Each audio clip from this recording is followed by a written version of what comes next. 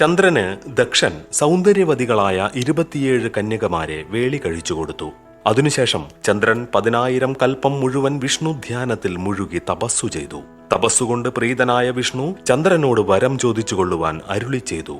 ഉടനെ ചന്ദ്രൻ, ഞാൻ സ്വർഗത്തിൽ വെച്ച് ഒരു യാഗം ചെയ്യുമ്പോൾ ബ്രഹ്മാദികളായ ദേവന്മാരെല്ലാവരും പ്രത്യക്ഷമായി തന്നെ എന്റെ ഗൃഹത്തിൽ വന്ന് യാഗം ഭുജിക്കയും ശൂലപാണി ആ രാജസൂയത്തിൽ കാവൽക്കാരനായി നിൽക്കുകയും വേണം എന്ന വരം ആവശ്യപ്പെട്ടു.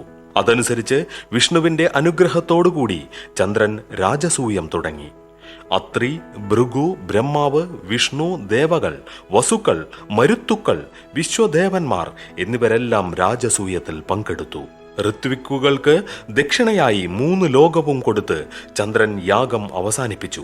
യാഗാനന്തരം സ്നാനം ചെയ്ത് എഴുന്നേറ്റു നിന്ന ചന്ദ്രന്റെ അഴകു കണ്ട് 9 ദേവിമാർ കാമവിവശരായി. വിഷ്ണു ഭാര്യയായ ലക്ഷ്മി, കർദ്ധമന്റെ ഭാര്യയായ സിനീവാലി, വിഭാവസുവിന്റെ ഭാര്യയായ ദ്യുതി, ധാതാവിന്റെ ഭാര്യയായ പുഷ്ടി, സൂര്യന്റെ ഭാര്യയായ പ്രഭ, ഹവിഷ്മാന്റെ ഭാര്യയായ കുഗു, ജയന്തന്റെ ഭാര്യയായ കീർത്തി, കശ്യപന്റെ ഭാര്യയായ അംശുമാലി, നന്ദന്റെ ഭാര്യയായ ധൃതി എന്നിവർ സ്വഭർത്താക്കന്മാരെ പരിത്യജിച്ച് ചന്ദ്രനെ പ്രാപിച്ചു.